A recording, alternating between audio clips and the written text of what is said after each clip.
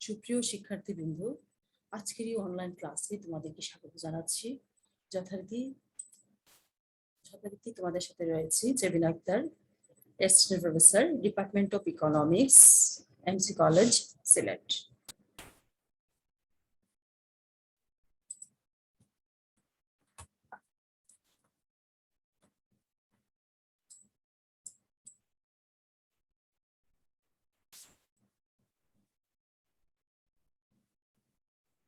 আজকে আমরা macro economics এর অষ্টম অধ্যায়েই আলোচনা করব। এই অধ্যায়ে এর আগের দুটি ক্লাসে আমরা ফিসক্যাল পলিসি নিয়ে আলোচনা করেছি। আজকে আমরা মনিটারি পলিসি নিয়ে আলোচনা করব।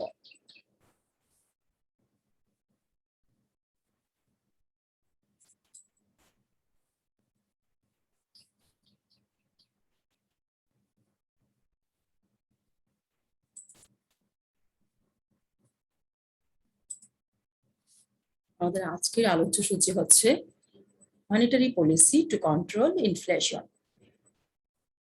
অর্থনীতিতে যদি মুদ্রাস্ফীতি দেখা দেয়, এই ক্ষেত্রে কিভাবে মুদ্রানীতি গ্রহণ করে, অর্থাৎ সংকোচনমূলক মুদ্রানীতি গ্রহণ করা হবে। সংকোচনমূলক মুদ্রানীতি গ্রহণ করে কিভাবে সরকার মুদ্রাস্ফীতি নিয়ন্ত্রণ করতে পারে, এই বিষয় নিয়ে আজকে ক্লাসে আলোচনা করব।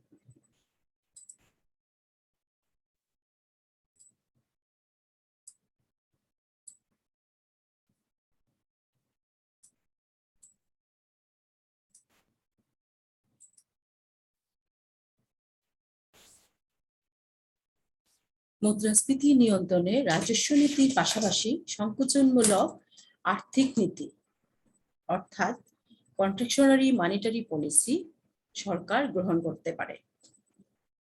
এক্ষেত্রে মূল লক্ষ্য হলো অর্থের যোগান কমিয়ে বাজারে দাম স্তর কমানো। এক্ষেত্রে যখন অর্থনীতিতে মুদ্রাস্ফীতি দেখা দেয়, তখন রাজস্ব নীতির পাশাপাশি সংকোচনমূলক মুদ্রানীতি সরকার গ্রহণ করতে পারে। এবং সংকোচনমূলক মুদ্রানীতির মূল লক্ষ্য হচ্ছে অর্থের যোগান হ্রাস করা। অর্থের যোগান যখনই হ্রাস পেয়ে যায়, তখনই বাজারে দাম স্তর কমে যায়। এক্ষেত্রে সরকার বিভিন্ন রকমের পদক্ষেপ গ্রহণ করতে পারে। 1 নম্বর হচ্ছে ওপেন মার্কেট অপারেশন, অর্থাৎ খোলা বাজার নীতি। খোলা বাজারে ঋণপত্র, সঞ্চয়পত্র ইত্যাদি বিক্রয় করা যেতে পারে। এর ফলে নগদ অর্থ ব্যক্তি এবং সামাজিক ব্যাংকের নিকট থেকে সরকার বা কেন্দ্রীয় ব্যাংকের ঘরে জমা হয়। সরকার কি করতে পারে? খোলা বাজারে ঋণপত্র এবং সঞ্চয়পত্র বিক্রয় করতে পারে। এর ফলে মানুষের কাছে যে নগদ অর্থ থাকে, নগদ অর্থ এবং সামাজিক ব্যাংকের নিকট থেকে নগদ অর্থ ব্যক্তি এবং সামাজিক ব্যাংকের নিকট থেকে সরকার বা কেন্দ্রীয় ব্যাংকের ঘরে জমা হয়। এর ফলে সঞ্চয়পত্র ক্রেতা সাধারণের হাতে নগদ অর্থের পরিমাণটা কমে যায় এবং বাণিজ্যিক ব্যাংক যে রয়েছে, সেই বাণিজ্যিক ব্যাংকগুলি আমানত জমার পরিমাণ কমে এবং ঋণ প্রদান ক্ষমতা কমে যায়। অর্থাৎ সরকার যদি খোলা বাজারে ঋণপত্র এবং সঞ্চয়পত্র বিক্রি করে, এর ফলে নগদ অর্থটা ব্যক্তি এবং বিভিন্ন সামাজিক ব্যাংকের কাছ থেকে সরকার অথবা কেন্দ্রীয় ব্যাংকের কাছে জমা হয়। এর ফলে সঞ্চয়পত্র যারা ক্রয় করে, তাদের হাতে অর্থের পরিমাণটা কমে যায়। আবার বাণিজ্যিক ব্যাংকগুলি কি করে? বাণিজ্যিক ব্যাংকে আমানত জমার পরিমাণ, যখনই জনগণের হাতে নগদ অর্থের পরিমাণ কমে যাবে, তখন বাণিজ্য ব্যাংকে মানুষ যে আমানতটা জমা রেখে দিত, সেই জমার পরিমাণটা কমে যাবে। এর ফলে বাণিজ্য ব্যাংকের ঋণ প্রদান ক্ষমতাটা কমে যায়। এভাবে বাজারে অর্থের যোগানটা কমে। অন্যান্য অবস্থা অপরিবর্তিত থাকলে আমরা জানি অর্থের যোগান কমলে দাম স্তর হ্রাস পায়, এর ফলে মুদ্রাস্ফীতি নিয়ন্ত্রণে থাকে। তাহলে সরকার যদি খোলা বাজার নীতিটা গ্রহণ করে, ওপেন মার্কেট অপারেশনের মাধ্যমে কি করতে পারে? মুদ্রাস্ফীতি নিয়ন্ত্রণ করতে পারে। 2 নম্বর হচ্ছে ইনক্রিজ ইন ব্যাংক রেট, অর্থাৎ ব্যাংক হার বৃদ্ধি করা। আমরা জানি অন্যান্য ব্যাংক কেন্দ্রীয় ব্যাংকে একটা নির্দিষ্ট পরিমাণে অর্থ জমা দেয়, নাকি ঋণের পরিমাণ সংকোচনের জন্য তথা অর্থের যোগান কমানোর জন্য কেন্দ্রীয় ব্যাংক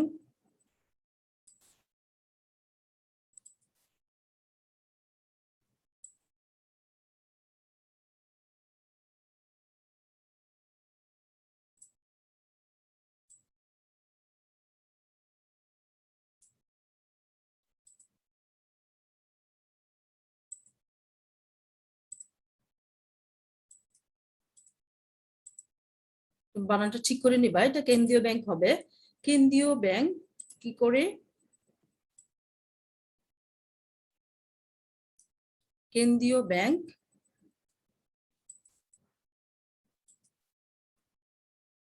ঋণের পরিমাণ সংকোচনের জন্য তথা অর্থের যোগান কমানোর জন্য কেন্দ্রীয় ব্যাংক ব্যাংক হার বৃদ্ধি করতে পারে। এর ফলে বাণিজ্য ব্যাংকে সুদের হার বাড়ে। সুদের হার বাড়লে ঋণের দাম বাড়ে, ঋণের পরিমাণ ও চাহিদা হ্রাস পায়। বাজারে অর্থ যোগানের ঋণের যোগান কমলে দাম স্তর হ্রাস পায়, এর ফলে মুদ্রাস্ফীতিটা নিয়ন্ত্রণে থাকে। আমরা আবারও দেখি যে ব্যাংক রেটের মাধ্যমে কিভাবে, অর্থাৎ ব্যাংক হারের মাধ্যমে কিভাবে সরকার মুদ্রাস্ফীতি নিয়ন্ত্রণ করতে পারে। যদি সরকার ব্যাংক রেটের পরিমাণ কি করতে পারে, যদি ঋণের পরিমাণটা সংকোচনের জন্য বাণিজ্যিক ব্যাংকগুলা জনগণকে যে ঋণ দেয় সেই ঋণের পরিমাণটা, যখনই ঋণের পরিমাণটা বেড়ে যায় তখনই কিন্তু জনগণের হাতে অর্থের পরিমাণটা বা অর্থের যোগানটা বেড়ে যায়। সেই ঋণের পরিমাণটা বিভিন্ন ব্যাংকের বাণিজ্যিক ব্যাংকগুলার বিভিন্ন সামাজিক ব্যাংকগুলার ঋণের পরিমাণটা সংকোচনের জন্য তথা অর্থের যোগান কমানোর জন্য কেন্দ্রীয় ব্যাংক তার ব্যাংক রেট বৃদ্ধি করতে পারে। এর ফলে বাণিজ্যিক ব্যাংকে সুদের হারটা বেড়ে যায়, আর সুদের হার বাড়লে ঋণের দাম বাড়ে। সুদের হার বাড়লে ঋণের দাম বাড়ে এবং ঋণের পরিমাণ ও চাহিদাটা হ্রাস পায়। এর ফলে বাজারে অর্থ ও ঋণের যোগান কমলে দাম স্তর হ্রাস পায় এবং মুদ্রাস্ফীতিটা নিয়ন্ত্রণে থাকে। তাহলে ব্যাংক রেট বৃদ্ধির মাধ্যমেও যখন মুদ্রাস্ফীতি দেখা দিবে তখন ব্যাংক রেট বৃদ্ধির মাধ্যমেও সেই অর্থের যোগান হ্রাস করে মুদ্রাস্ফীতি নিয়ন্ত্রণ করা যায়।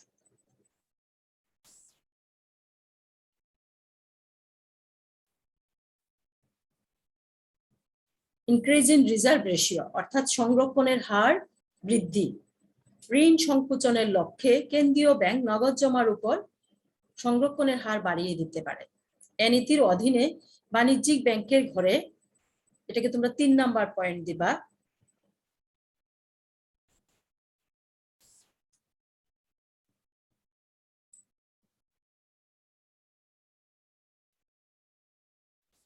এটা হচ্ছে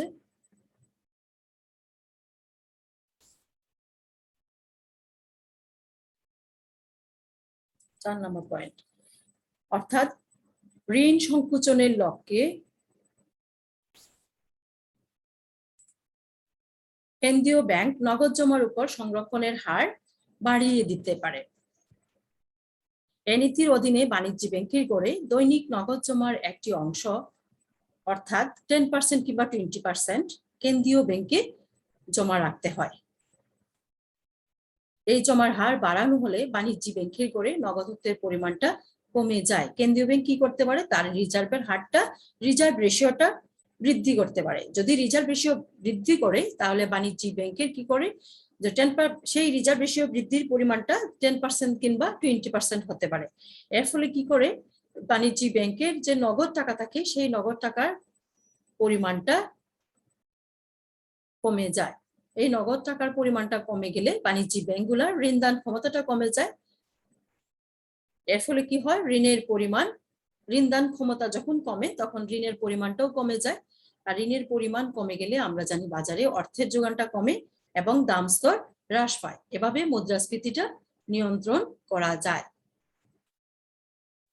4 নম্বর হচ্ছে মুদ্রা অবৈধ বা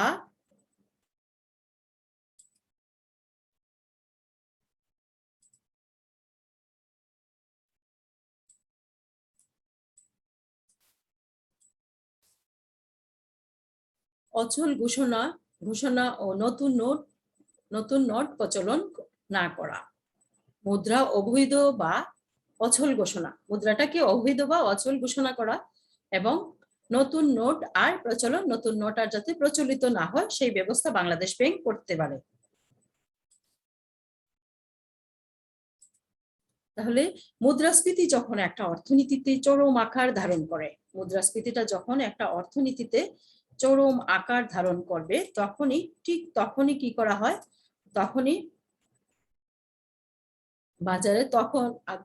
তখনই বাজারে প্রচলিত কোনো বিশেষ মানের নোট সরকার অচল বা অবৈধ ঘোষণা করতে পারে। একটা অর্থনীতিতে মুদ্রাস্ফীতিটা যখন চরম আকার ধারণ করে তখন সরকার কি করতে পারে, বাজারে প্রচলিত কোনো বিশেষ মানের নোট সরকার অচল বা অবৈধ ঘোষণা করতে পারে। এই নীতির অধীনে নির্দিষ্ট সময়ে নির্দিষ্ট মানের নোট ব্যাংকে জমা দিতে না পারলে ওই নোট অচল বলে বিবেচিত হবে। অর্থাৎ বাজারে যখনই মুদ্রাস্ফীতিটা চরম আকার ধারণ করবে তখন বাজারে প্রচলিত কোনো বিশেষ মানের নোট সরকার অচল বা অবৈধ ঘোষণা করতে পারে। এই নীতির অধীনে একটা নির্দিষ্ট সময় বেঁধে দেওয়া হয় এবং এই নির্দিষ্ট সময়ের মধ্যে ব্যাংকে এই নোটগুলো জমা দিতে না পারলে ওই নোটগুলা কি হবে, অচল বলে বিবেচিত হবে। এর ফলে অনেকে বেআইনি উপার্জনের টাকা বা কালো টাকা জমা দিতে পারে না। তাছাড়া কেন্দ্রীয় ব্যাংক নতুন নোট প্রচলন না করে বরং পুরানো কিছু নোটের প্রচলন বন্ধ করে দিতে পারে। এর ফলে বাজারে অর্থের যোগান হ্রাস পায় বা কমে যায় এবং মুদ্রাস্ফীতি নিয়ন্ত্রণে থাকে। তাহলে আমরা এখানে দেখলাম কি, চারটা বিষয় হচ্ছে অর্থনীতিতে যদি মুদ্রাস্ফীতি দেখা দেয় এই ক্ষেত্রে সরকার কিভাবে আর্থিক নীতি গ্রহণ করে মুদ্রাস্ফীতিটা নিয়ন্ত্রণ করতে পারে। প্রথমত হচ্ছে, অর্থাৎ এই ক্ষেত্রে সরকার কিন্তু কন্ট্রাকশনারি মনিটারি পলিসি গ্রহণ করে থাকে, অর্থাৎ সংকোচনমূলক মুদ্রানীতি গ্রহণ করে থাকে। সংকোচনমূলক মুদ্রানীতির উদ্দেশ্য হচ্ছে অর্থের যোগান হ্রাস করা। অর্থের যোগান যখনই হ্রাস করা হবে তখনই দাম স্তর হ্রাস পায়, আর এভাবে মুদ্রাস্ফীতি নিয়ন্ত্রণ করা যায়। এই ক্ষেত্রে সরকার কি করতে, কেন্দ্রীয় ব্যাংক চারটা ব্যবস্থা গ্রহণ করতে পারে। একটা হচ্ছে ওপেন মার্কেট অপারেশন বা খোলা বাজার নীতি। 2 নম্বর হচ্ছে ব্যাংক রেট যেটা আছে সেই ব্যাংক রেট বাড়িয়ে দিতে পারে। 3 নম্বর হচ্ছে রিজার্ভ রেশিও বৃদ্ধি করতে পারে এবং 4 হচ্ছে কোনো বিশেষ মানের মুদ্রা অচল ঘোষণা বা নতুন নোট প্রচলন না করা। এই চারটা পদ্ধতির মাধ্যমে অর্থনীতিতে মুদ্রাস্ফীতি দেখা দিলে এই চারটা আর্থিক নীতির মাধ্যমে মুদ্রাস্ফীতি নিয়ন্ত্রণ করা যায়। এখন মুদ্রাস্ফীতি নিয়ন্ত্রণে আর্থিক নীতির কার্যকারিতা একটা চিত্রের মাধ্যমে আমরা ব্যাখ্যা করব।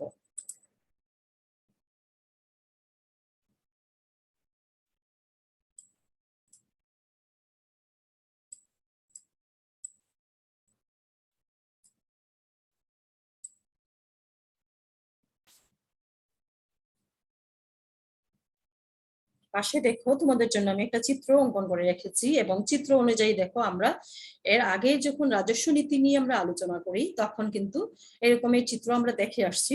তো এরকমের চিত্রের মধ্যে আমরা জানি এস হচ্ছে এগ্রিগেট সাপ্লাই এবং এডি হচ্ছে এগ্রিগেট ডিমান্ড, অর্থাৎ সামগ্রিক এগ্রিগেট সাপ্লাই হচ্ছে সামগ্রিক যোগান আর এগ্রিগেট ডিমান্ড হচ্ছে সামগ্রিক চাহিদা।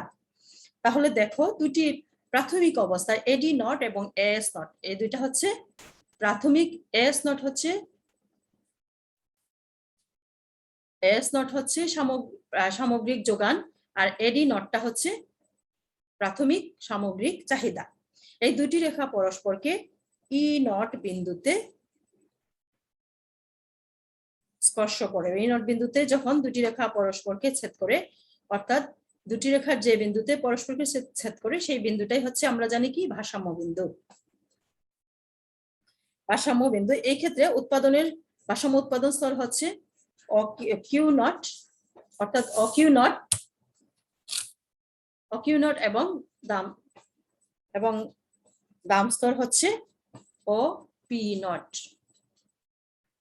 এস নট এবং এডি নট যখন পরস্পরকে এই বিন্দুতে ছেদ করে তখন এই বিন্দুটা হচ্ছে প্রাথমিক ভারসাম্য বিন্দু। এই প্রাথমিক ভারসাম্য বিন্দু অনুসারে উৎপাদন স্তর হচ্ছে, ভারসাম্য উৎপাদন স্তর হচ্ছে অকিউ নট, ভারসাম্য দাম স্তর হচ্ছে অপি নট।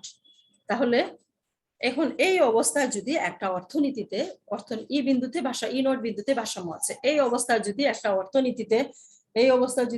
অর্থনীতিতে কি হয়, মুদ্রাস্ফীতি দেখা দেয়, তাহলে কিভাবে সেটাকে নিয়ন্ত্রণ করা যায়?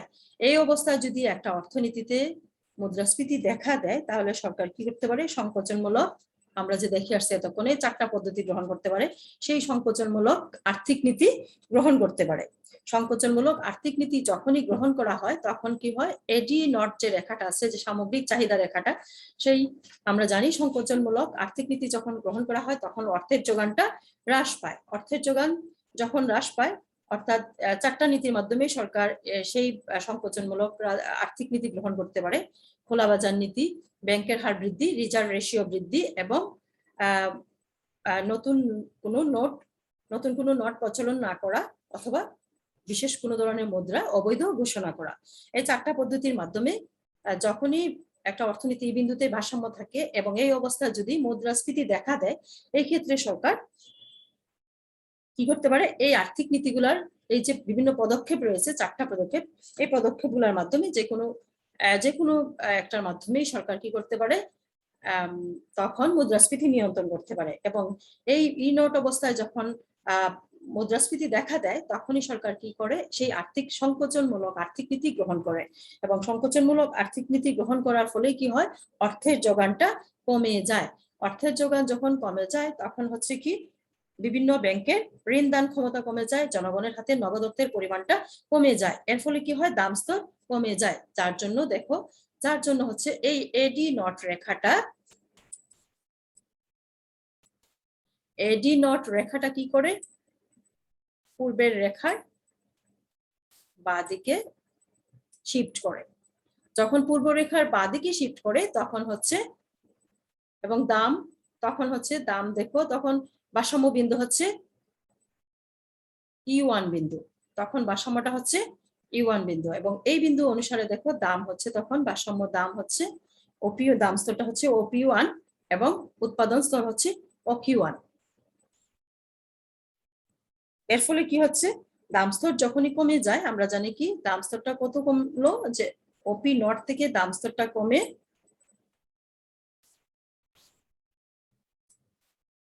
OP1 হলো। এবং উৎপাদনের পরিমাণও দেখো, উৎপাদন স্তরটাও কমে OQ নট থেকে OQ1 এ চলে আসছে, এবং ভারসাম্যটাও ই নট বিন্দু থেকে E1 এ চলে আসছে। কাজেই প্রাথমিক ভারসাম্য অবস্থায় যদি প্রাথমিকভাবে আমরা জানি একটা অর্থনীতি ভারসাম্য অবস্থায় রয়েছে, সেই অবস্থায় ভারসাম্য তখনই হয় যখন সামগ্রিক চাহিদা এবং সামগ্রিক যোগান দুইটা পরস্পর সমান হয়, তখনই ভারসাম্য অবস্থা থাকে। এই ভারসাম্য অবস্থায় থাকাকালীন যদি মুদ্রাস্ফীতি দেখা দেয়, এই ক্ষেত্রে সরকার সংকোচনমূলক আর্থিক নীতি গ্রহণ করে মুদ্রাস্ফীতি নিয়ন্ত্রণ করতে পারে। সংকোচনমূলক আর্থিক নীতির মধ্যে আমরা জানি 4টা পদক্ষেপ গ্রহণ করতে পারে। সেই 4টা পদক্ষেপ এর আগের স্লাইডে আমি আলোচনা করে আসছি। এই 4টা পদক্ষেপ যদি সরকার গ্রহণ করে বা যে কোনো একটি গ্রহণ করে, তাহলে কি হয়? তাহলে দেখা যাবে যে অর্থের যোগানটা হ্রাস পাবে। অর্থের যোগান হ্রাস পেলে মানুষের হাতের যে নগদ অর্থের পরিমাণটা, সেটা কমে যাবে। বাণিজ্যিক ব্যাংকে মানুষ যে আমানত জমা রেখে দিত, সেই আমানত জমার পরিমাণটা কমে যাবে, এবং বাণিজ্যিক ব্যাংকের ঋণ দান ক্ষমতা কমে যাবে। তার ফলে কি হবে? জনগণের হাতে অর্থের পরিমাণ কমে যাচ্ছে, ফলে কি হচ্ছে? দাম স্তর কমে যাবে, এবং এই ক্ষেত্রে চাহিদাও হ্রাস পাবে। যার জন্য এই যে প্রাথমিক রেখাটা, সামগ্রিক চাহিদা রেখা, সেটা প্রাথমিক রেখার বাঁ দিকে শিফট করবে AD1 এ।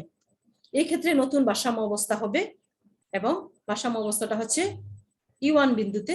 এই ক্ষেত্রে উৎপাদন স্তর হচ্ছে OQ1, এবং দামটা হচ্ছে OP1।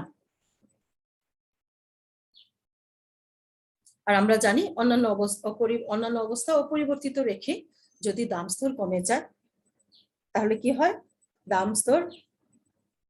অর্থের যোগান যদি কমে যায়, তাহলে কি হয়? দাম স্তর কমে যায়। এর ফলে মুদ্রাস্ফীতি নিয়ন্ত্রণ করা যায়। তাহলে আমরা কি বলতে পারি? সরকার যে একটা অর্থনীতিতে মুদ্রাস্ফীতি দেখা দিলে সংকোচনমূলক আর্থিক নীতির মাধ্যমেও সেই মুদ্রাস্ফীতি নিয়ন্ত্রণ করতে পারে, সেটা আমরা 4টা পয়েন্ট আকারেও ব্যাখ্যা করে আসছি এবং সেই বিষয়গুলি আমরা একটা চিত্রের মাধ্যমেও আলোচনা করেছি।